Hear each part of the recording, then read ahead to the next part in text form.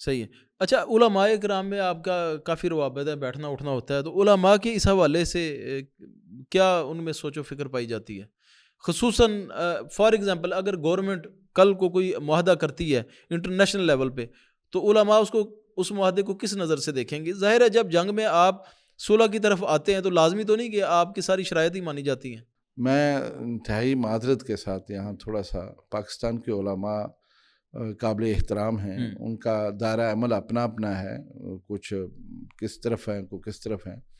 لیکن ایک بات میں کہے بغیر نہیں رہ سکتا، پوری دنیا میں فلسطین کے حق میں احتجاج ہوئے اور یہ کہا جا سکتا ہے کہ اس میں ملین لوگ شامل ہوئے۔ ابھی حال ہی میں جو آسٹریلیا میں ہوا، جو جرمنی میں ہوا، جو لندن میں ہوا، ترکی میں ہوا، اور اس طرح کے بہت سارے ممالک میں، حتیٰ کہ فرانس کے اندر بھی ہوا، یعنی احتجاج ہوئے اور بہت بڑے بڑے احتجاج ہوئے،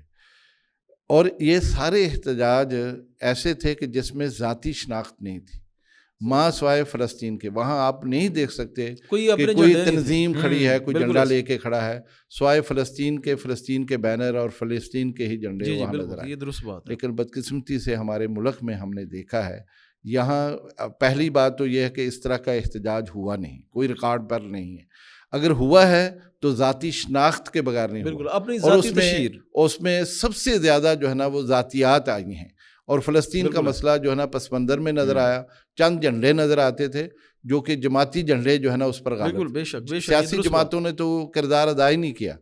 لے دے کے کوئی تنظیموں نے، جو دینی تنظیمیں انہوں نے کیا ہے، لیکن انہوں نے بھی کوشش کی ہے کہ انفرادی طور پر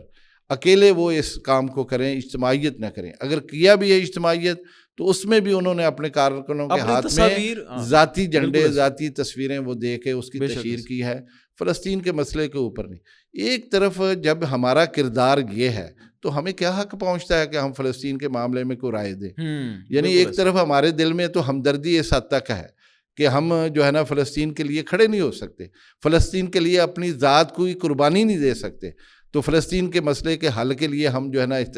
دوسروں کو مشورے دیں، یا کوئی اگر پالیسی اختیار کرتا ہے اس پر تنقید کریں۔ میرے خیال میں یہ دو متضاد چیزیں ہیں۔